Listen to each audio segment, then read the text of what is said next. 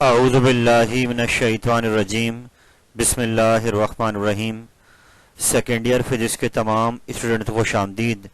आज मैं आपके सामने कोविड की वजह से जो 2021 में सिलेबस आपका रिड्यूस हुआ है उसके मॉडल पेपर के एमसीक्यूज़ का सलूशन लेकर हाजिर हुआ हूँ, इस उम्मीद के साथ कि वीडियो आपके लिए बहुत कारआमद साबित होगी आपके अपकमिंग बोर्ड एग्ज़ाम के लिए। और आप भी कोशिश कीजिए कि जो करेक्ट ऑप्शन है उसको बुक में भी सर्च करें कि वो क्यों करेक्ट है और बाकी तीन क्यों गलत हैं। तो आइए अपने सिलसिले का आगाज़ करते हैं।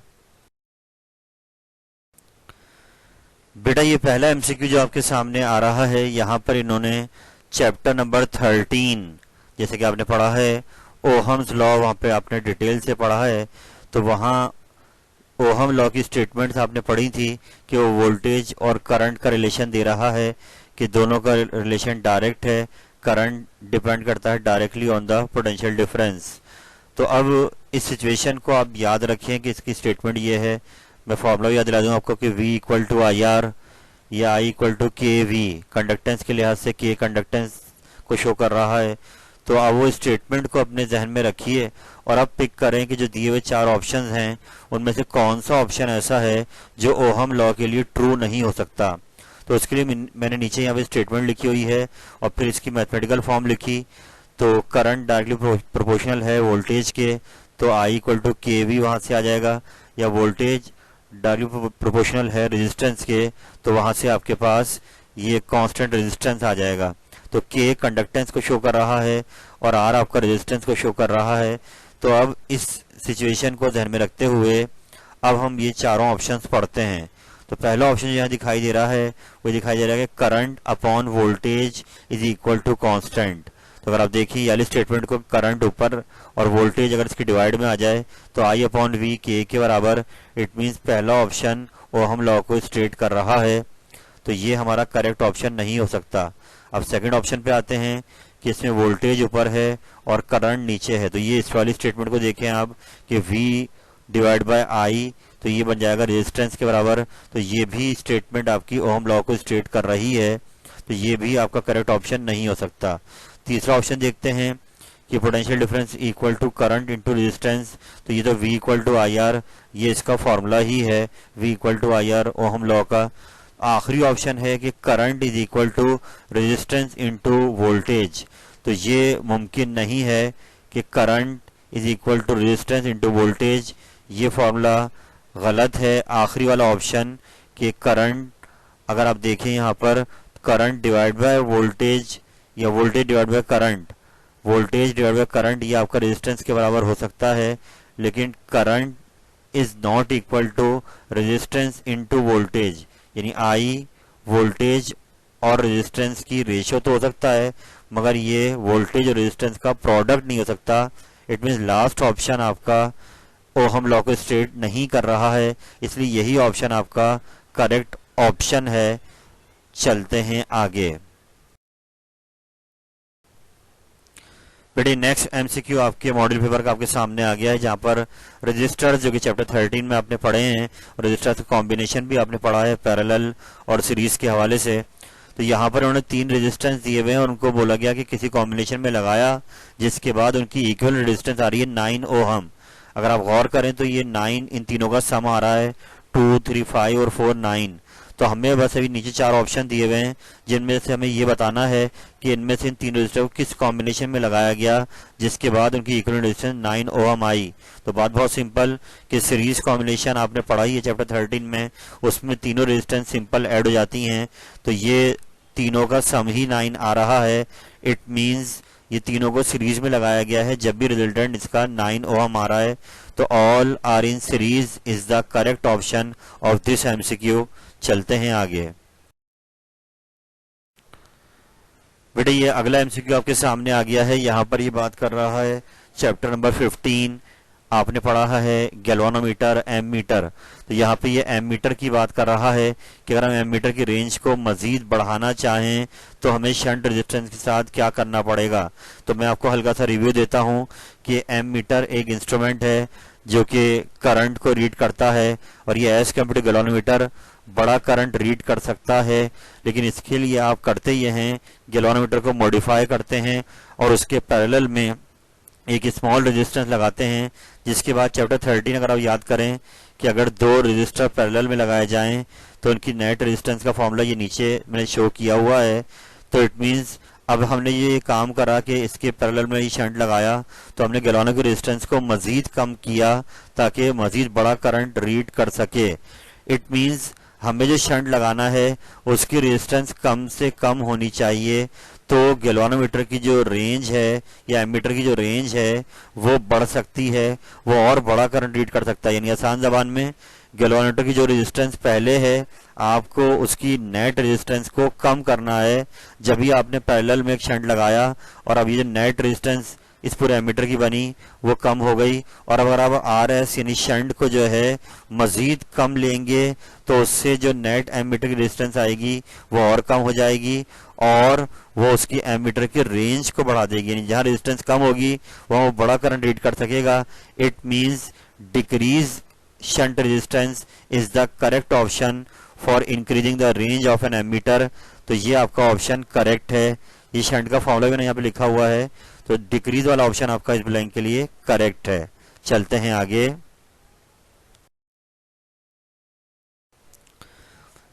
बेटी अगला सवाल भी आपका चैप्टर 15 में रिलेटेड है गैल्वेनोमीटर से, जो कि आपने प्रैक्टिकल में भी एक प्रैक्टिकल में गैल्वेनोमीटर की रेजिस्टेंस निकाली थी, अगर आपको याद आ जाए। तो यहाँ ये पूछ रहा है कि गैल्वेनोमीटर की रेजिस्टेंस कैसी होती है। तो याद रहे जब ये इंस्ट्रूमेंट तैयार हो जाता है तो अब इसकी एक फिक्स रेजिस्टेंस है जो न्यूमेरिकल में भी आपको दी जाती है। तो ये अब यहाँ पे आपसे पूछ रहा है कि इसकी रेजिस्टेंस कैसी होती है। तो बेटा ये फिक्स्ड रेजिस्टेंस है जो एक बार ये गैल्वेनोमीटर तैयार हो जाता है तो फिर चेंज जब वो करंट रीड कर रहा होता है तो उस वक्त चेंज नहीं होती, ये फिक्स रेजिस्टेंस है। तो बाद में हम इसको मॉडिफाई कर कर इसमें शंट लगाते हैं तो वो वेरी करती है, लेकिन जब ये डिज़ाइन हो जाता है तो इसकी रेजिस्टेंस किसी भी ऑपरेशन को करते वक्त फिक्स रहती है। चलते हैं आगे। नेक्स्ट क्वेश्चन आपका चैप्टर नंबर 14 से रिलेटेड है कि यहाँ पर ये कह रहा है कि जितनी भी इलेक्ट्रिकल इंस्ट्रूमेंट्स हैं उनकी वर्किंग डिपेंड करती है करंट के किस इफेक्ट पर। यानी जब करंट वायर में से रन करता है या उस इंस्ट्रूमेंट से रन करता है तो करंट का वो कौन सा इफेक्ट है जो कि वर्क करवाता है उन इंस्ट्रूमेंट को। तो इसका बहुत ही आसान आंसर है मैग्नेटिक इफेक्ट। ये करंट रन करता है तो इससे मैग्नेटिक इफेक्ट अपना प्रोड्यूस करता है और ये इफेक्ट ही आपको इंस्ट्रूमेंट की वर्किंग के लिए चाहिए। यानी magnetic effect is the correct answer of this MCQ. चलते हैं आगे। नेक्स्ट क्वेश्चन दोबारा रिलेटेड है चैप्टर नंबर 15 एमीटर के टॉपिक से कि यहाँ पे क्या रहा है कि एक्यूरेट मेजरमेंट अगर हमें करंट की करनी हो बाय यूजिंग एम मीटर तो हमें यहाँ पर उसकी रेजिस्टेंस कैसी रखनी चाहिए एम मीटर की।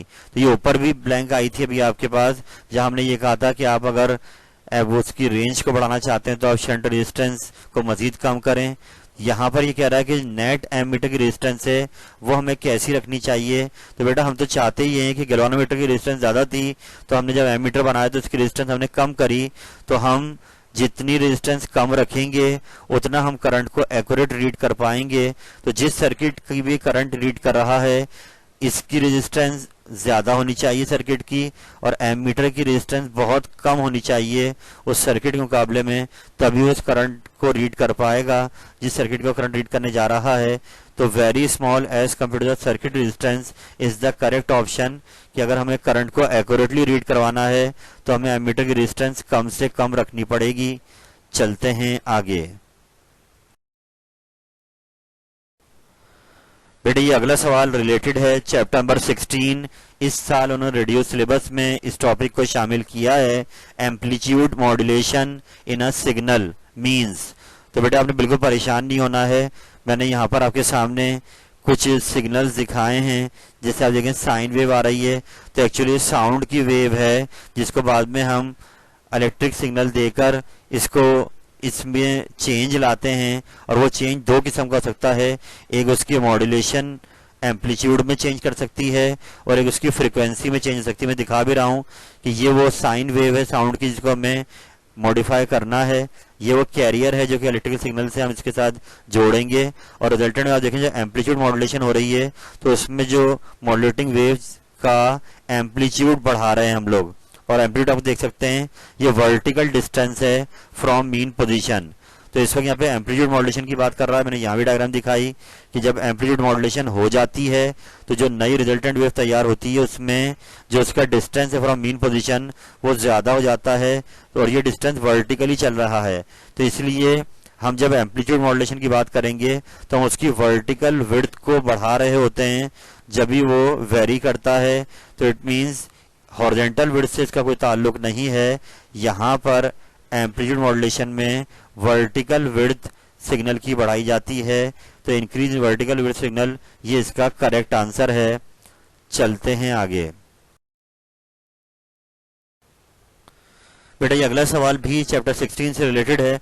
ट्रांजिस्टर का टॉपिक आपके रेडियो सिलेबस में शामिल किया गया है। याद रहे transistor is a 3 terminal device कि इसमें एमीटर होता है, बीच में बेस होता है, फिर कलेक्टर, चाहे पीएनपी हो या एनपीएन हो, इसमें 3 टर्मिनल होते हैं। डायग्राम में भी दिखाई जा रहा है ये ट्रांजिस्टर, ये 3 टर्मिनल ही शो कर रहे हैं कि इस ब्लैंक का आंसर 3 टर्मिनल आएगा। चलते हैं आगे। नेक्स्ट क्वेश्चन आपके चैप्टर नंबर 20 से रिलेटेड है, जिसमें 2 टॉपिक लाजमी शामिल है रेडियो सिलेबस में, विल्सन क्लाउड चैम्बर और गीगर काउंटर। याद रहे बेटे ये दोनों इंस्ट्रूमेंट, गीगर काउंटर की बात कर लेते हैं अभी। इसका काम ये होता है कि ये रेडिएशंस को स्टडी करता है कि रेडियोएक्टिव पार्टिकल जब इस चैम्बर में या काउंटर में आता है तो जब वो आयोनाइजेशन शुरू करता है तो ये उनकी आयोनाइजेशन के पैटर्न को ऑब्जर्व करता है। जीएम काउंटर जिसके डायग्राम में भी दिखाया जा रहा है कि इसमें ये लाउड स्पीकर लगा होता है और ये क्लिक प्रोड्यूस करता है जब भी कोई अंदर आयोनाइजेशन गैस फैलाती है, यानी कि एटम होता है आयोनाइज, तो उससे क्लिक प्रोड्यूस होती है लाउड स्पीकर में। यहाँ पर गीगर काउंटर के बारे में पूछ रहा है कि वो क्या डिटेक्ट करता है। तो पहले 3 ऑप्शन गलत हैं, वो रेडिएशंस को स्टडी करता है। तो radiation is the correct answer. चलते हैं आगे। नेक्स्ट क्वेश्चन दोबारा चैप्टर 20 से रिलेटेड है। अभी पीछे हमने जीएम काउंटर पढ़ा, यहाँ पे विल्सन क्लाउड चैम्बर की बात कर रहा है कि विल्सन क्लाउड चैम्बर यूजेज, नीचे उन्होंने 4 अलग अलग स्टेट दी हुई हैं वेपर्स की।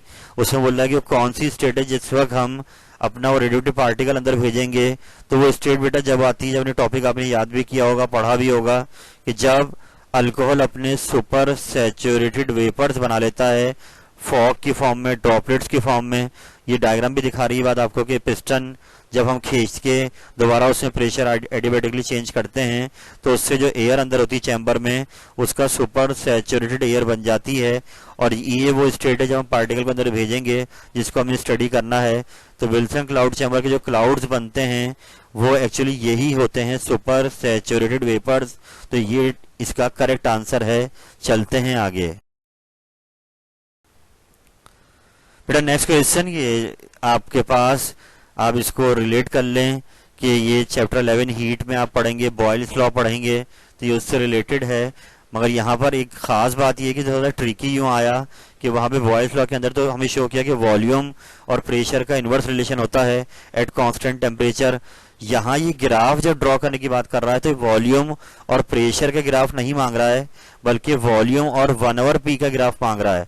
तो थोड़ा सा मोहतात होने की जरूरत है कि वैसे तो पता है कि बॉयल लॉ के अंदर कांस्टेंट टेम्परेचर में ये दोनों क्वांटिटीज इन्वर्स होती हैं, वॉल्यूम बढ़ेगा प्रेशर कम होगा। लेकिन यहाँ पर जो ग्राफ बनाना है वॉल्यूम और 1/p का बनाना है, ना कि p और v का। अगर ये इन्वर्स क्वांटिटीज का ग्राफ बनता है तो बेटे वो हमेशा कर्व आता है, इस तरीके से कर्व आएगा। लेकिन अब यहाँ पर v और 1/p का ग्राफ बन रहा है तो ये एक स्ट्रेट लाइन ऑब्जर्व होगा। डायग्राम में मुझे यहाँ पे डायग्राम मिली थी p और 1/v की, तो बात एक ही है कि जब p और 1/v का ग्राफ बने तो उस सूरत में आपके पास यहाँ पर ये स्ट्रेट पैटर्न ऑब्जर्व होगा।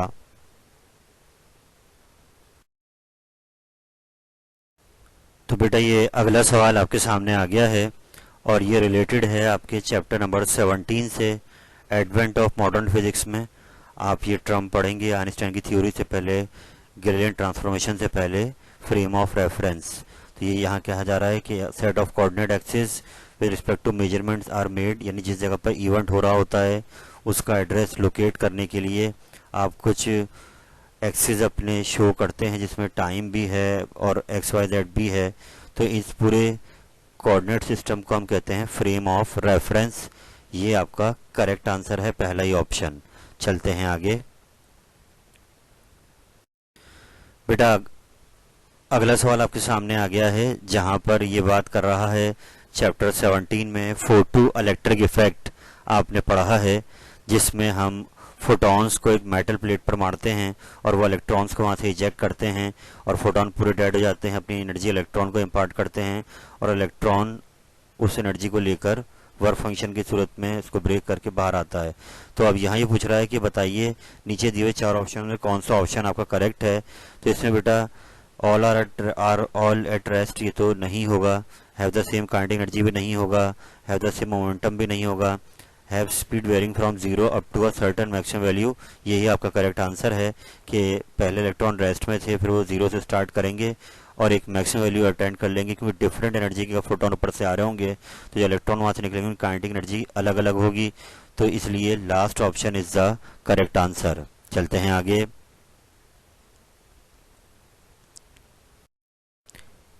बेटा ये अगला सवाल भी चैप्टर 17 से रिलेटेड है। टॉपिक का नाम है पेयर प्रोडक्शन। जैसे कि आपने पढ़ा है 17 चैप्टर में कि जब हम स्टॉप करेंगे किसी हैवी फोटोन को, वो जो किसी न्यूक्लियस के करीब आएगा तो अपनी आइडेंटिटी को वो लूज करेगा और वो जनरेट करेगा 2 पार्टिकल, एक इलेक्ट्रॉन एक पॉजिट्रॉन, यानी वो फोटोन जो एनर्जी था उसने अपनी एनर्जी से 2 मासेस क्रिएट कर दिए। तो ये फिनोमेना कहलाता है पेयर प्रोडक्शन। तो pair production is the correct answer of this question. चलते हैं आगे। नेक्स्ट क्वेश्चन ये आपका रिलेटेड है चैप्टर नंबर 14। आपने ये टॉपिक पढ़ा है कि जब कोई चार्ज पार्टिकल मैग्नेटिक फील्ड के अंदर मूव करता है तो वो मैग्नेटिक फील्ड उस पर फोर्स लगाती है, क्योंकि जो चार्ज पार्टिकल है वो भी अपनी मैग्नेटिक फील्ड जनरेट करेगा और जिस परमानेंट फील्ड में वो चल रहा है वो फील्ड और उसकी मूविंग मैग्नेटिक फील्ड दोनों मिलेंगी आपस में और इनके इंटरेक्शन से एक फोर्स जनरेट होगी। तो यहाँ पर ये आपसे पूछ रहा है कि वो जो फोर्स है वो किस एंगल पर मैक्सिमम होगी, यानी बी और वेलोसिटी के दरमियान कौन सा एंगल होना चाहिए। तो डायग्राम सब दिखा रहे हैं आपको कि जब बी और वी आपस में परपेंडिकुलर हों तो क्यू भी साइन थीटा साइन 90 आपका 1 हो जाएगा और फोर्स आपकी मैक्सिमम हो जाएगी, यानी 90 डिग्री अगर एंगल बनेगा बी और वी के दरमियान में तो उस सूरत में फोर्स हो जाएगी मैक्सिमम। चलते हैं आगे। बेटा ये अगला सवाल आपके सामने आ गया है जो कि चैप्टर नंबर 12 आप पढ़ चुके हैं, कैपेसिटर का topic, capacitance of a capacitor, जो कि एबिलिटी होती है उसकी चार्ज को स्टोर करने की, ये उसका यूनिट होता है फेराड। तो यहाँ पे पूछ रहा है कि अगर 1 कूलम चार्ज कोई कैपेसिटर स्टोर करे और उससे उसके पोटेंशियल में 1 वोल्ट का इजाफा हो जाए तो इस सूरत में जिसकी कैपेसिटेंस है वो कितनी होगी। तो यहाँ पर हमें फॉर्मूला लगा दिया, न्यूमेरिकल में लगाया आपने कि Q equal to C V होता है, तो C equal to Q upon V और Q की वैल्यू यहाँ 1 कूलम है और 1 वोल्ट, तो ये दोनों की रेशियो जो आएगी वो 1 फेराड के बराबर है। यानी अगर कोई कैपेसिटर को वोल्टेज दिया जाए 1 वोल्ट का और उससे 1 कूलम चार्ज स्टोर कर ले तो अब उसकी कैपेसिटेंस कहलाएगी वो कहलाएगी 1 फेराड। चलते हैं आगे। बेटा ये अगला सवाल भी फोटो इलेक्ट्रिक इफेक्ट से रिलेटेड है, जहां पर अपने हर्ट्ज के पॉस्टुलेट पढ़े थे जो कि उसने अपने ग्राफ के से भी शो करे, और ये बहुत इंपॉर्टेंट टॉपिक है, थ्योरी के लिए भी आपने पढ़ा है कि अगर हम फोटो इलेक्ट्रॉन्स की तादाद को बढ़ाना चाहते हैं जो कि उस प्लेट में से निकल रहे हैं तो हमें नीचे दी हुई कौन सी चीज़ बढ़ानी पड़ेगी। 4 ऑप्शन नीचे दिए हुए हैं, उनमें से पिक करना है कि कौन सी चीज़ इंक्रीज करें जिससे जो फोटॉन्स की इलेक्ट्रॉन्स की तादाद है, यानी फोटो इलेक्ट्रॉन जो इमिट हो रहे हैं प्लेट में से वो बढ़ जाएं। तो ये ग्राफ भी यहाँ पे शो कर रहा है कि 3 अलग अलग इंटेंसिटी हैं, इंटेंसिटी के बढ़ने से जो करंट है वो बढ़ रहा है, लेकिन जो इनकी स्टॉपिंग पोटेंशियल तीनों के लिए सेम है, same here. Intensity of light बढ़ रही है तो फोटो इलेक्ट्रिक करंट भी बढ़ रहा है। यानी अगर आपको फोटो इलेक्ट्रॉन्स की तादाद को बढ़ाना है तो आपको लाइट की इंटेंसिटी को बढ़ाना होगा। ये डायग्राम भी ये बात दिखा रही है कि लो इंटेंसिटी पर फोटो इलेक्ट्रॉन्स की तादाद कम है और हाई इंटेंसिटी पर फोटो इलेक्ट्रॉन की तादाद ज़्यादा है। यानी अगर हम इंटेंसिटी बढ़ाएंगे तो उससे जो फोटो इलेक्ट्रॉन इमिट हो रहे हैं उनकी वेलोसिटी पर फर्क नहीं पड़ेगा, लेकिन उनकी तादाद बढ़ जाएगी। तो it means intensity of source of light is the correct option अगर हमें फोटो इलेक्ट्रॉन्स की तादाद को बढ़ाना है। चलते हैं आगे। बेटा ये तो चैप्टर 11 से आया, बहुत ही इजी सी बात। आइसोबैरिक प्रोसेस में पूछ रहे हैं कि नीचे दी हुई कौन सी चीज़ कांस्टेंट रहती है। तो ये अपने 11 चैप्टर में फर्स्ट लॉ ऑफ थर्मोडायनामिक्स की एप्लीकेशन पढ़ी हैं। आइसोबैरिक के अंदर प्रेशर कांस्टेंट रहता है कि हम जो भी इन पिस्टन होता है उसके ऊपर लोड रख देते हैं ताकि वो प्रेशर मेंटेन करे और उस दौरान प्रेशर बना के रखता है, तो कंटिन्यूसली प्रेशर चेंज नहीं होता जो ऊपर से हमने रखा होता है। तो आइसोबैरिक में प्रेशर कांस्टेंट होता है। चलते हैं आगे।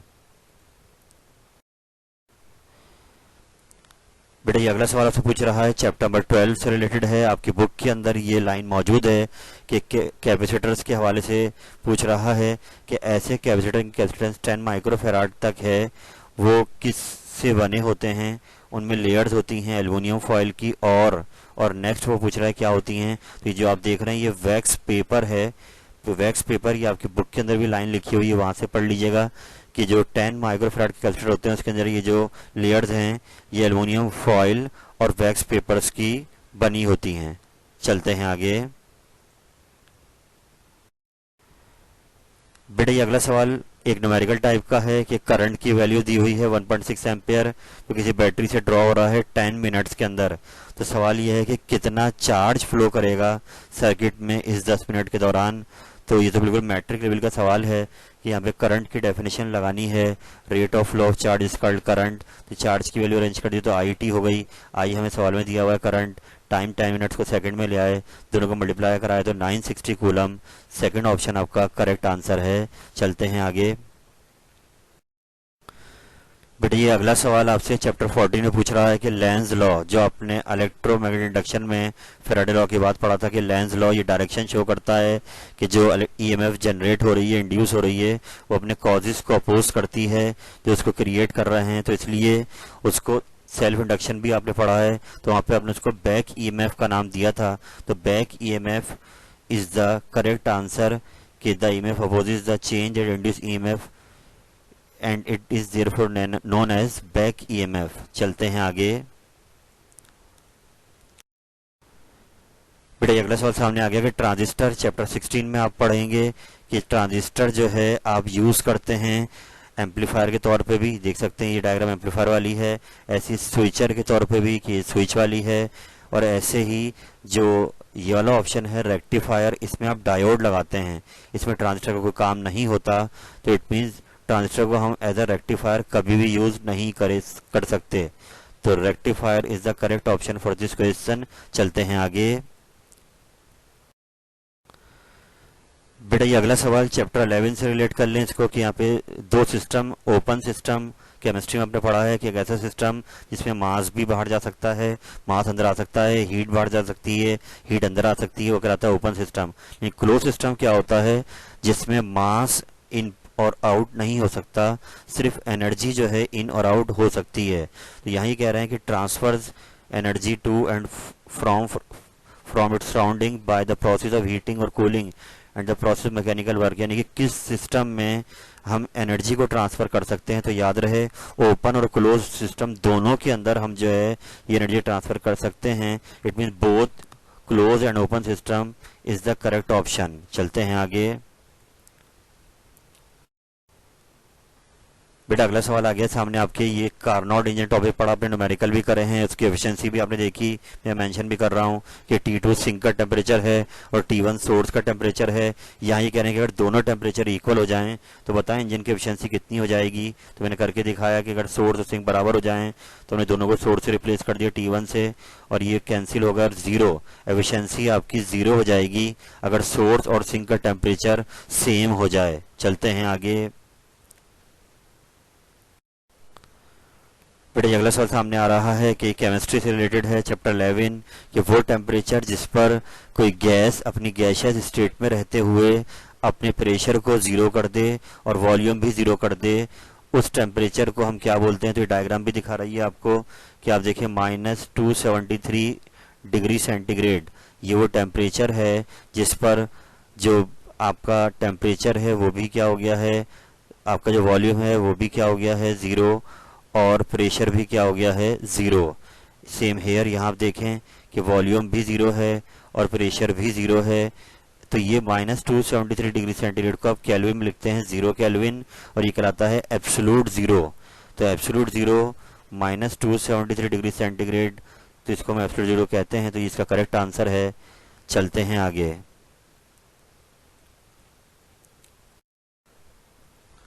बेटा ये अगला सवाल आ गया है, काफ़ी वीडियो लंबी हो गई तो मैं चाह रहा हूँ कि इसको आप खुद स्टिल करके देखिएगा।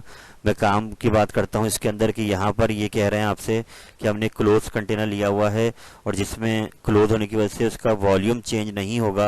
और अब हमने दो अलग अलग स्टेट पे देखा, टेम्परेचर T1 27 दिया हुआ है डिग्री सेंटीग्रेड, उसको हमने बढ़ा के 127 कर दिया। तो बताइए अब वो जो प्रेशर पहले P था वो अब कितना हो जाएगा। तो यहाँ पर मैंने करके दिखाया कि यहाँ पे हमने P V upon T equal to constant का फॉर्मूला लगाया, P1 upon T1, P2 upon T2। अब क्योंकि यहाँ पर डेटा सारा दिया हुआ है मैंने मेंशन कर दिया है। टेम्परेचर्स को केल्विन में कन्वर्ट किया, इनकी वैल्यूज़ को लाके पुट करा, P1 को P ले लिया, वॉल्यूम दोनों कैंसिल हो गए और जब ये वैल्यू सॉल्व की गई तो एंड में ये दोनों 100 कैंसिल हो गए और नया प्रेशर जो बन रहा है 4V/3 पहला ऑप्शन आ रहा है। आप लोग इसको स्टिल करके देखिएगा, या इंशाल्लाह आपके समझ में आ जाएगा। चलते बेटा अगला सवाल चैप्टर नंबर 19 से रिलेटेड है, फिजन प्रोसेस। न्यूक्लियर फिजन आपने पढ़ा है कि जब हम यूरेनियम का फिजन करते हैं तो उसमें ये डायग्राम भी दिखा रही है कि 200 मेगा इलेक्ट्रॉन वोल्ट की एक एवरेज एनर्जी है जो कि हर फिजन यानी जब भी कोई न्यूक्लियस टूटता है तो इतनी एनर्जी आपकी रिलीज होती है, 200 मेगा इलेक्ट्रॉन वोल्ट। ये इसका करेक्ट आंसर है। चलते हैं आगे। अगला सवाल बेटा ये रिलेटेड है चैप्टर 19 से, टॉपिक का नाम है बाइंडिंग एनर्जी, यानी वो एनर्जी जो कि किसी न्यूक्लियस को बनाने या उसको तोड़ने के लिए दरकार हो। यानी यहाँ तो लिखा हुआ है कि ब्रेकिंग के हवाले से कि उसको उसके पार्टिकल्स में तोड़े, तो उस एनर्जी को हम कहते हैं बाइंडिंग एनर्जी। चलते हैं आगे। बेटा अगला सवाल ये रिलेटेड है चैप्टर नंबर 19 से, टॉपिक का नाम है न्यूक्लियर फ्यूजन। फ्यूजन, यू वाला फ्यूजन, कि जो सन पर इतना हाई टेम्परेचर रहता है कई 1000 केल्विन का, तो उसकी वजह ये कि वहाँ पर न्यूक्लियस जो हैं एक दूसरे में फ्यूज होकर एक नया न्यूक्लियस बनाते हैं, तो उससे जो एनर्जी निकलती है ये एनर्जी वहाँ पर बहुत ज़्यादा हीट क्रिएट करती है, उसके टेम्परेचर को बढ़ाती है। तो यहाँ पे पूछ रहे हैं कि बताइए नीचे दिया हुआ कौन सा ऑप्शन लार्जेस्ट सोर्स है हीट एनर्जी की जो कि सन अपने एनर्जी मेंटेन करता है। तो nuclear fusion is the correct answer. चलते हैं आगे। बेटा ये सवाल चैप्टर 18 से आ गया। बोहर थ्योरी के अकॉर्डिंग आपने पढ़ा ही है कि जो एनर्जी होती है किसी भी ऑर्बिट के अंदर इलेक्ट्रॉन की, वो फॉर्मूला उसका नीचे मैंने शो कर दिया है, ये आपने थ्योरी में भी ड्राइव करा है। तो इसमें आप देख सकते हैं कि -13.6 तो कॉन्स्टेंट आ गया, n² डिवाइड में आ रहा है, तो ये कहलाएगी इन्वर्सली प्रोपोर्शनल टू n²।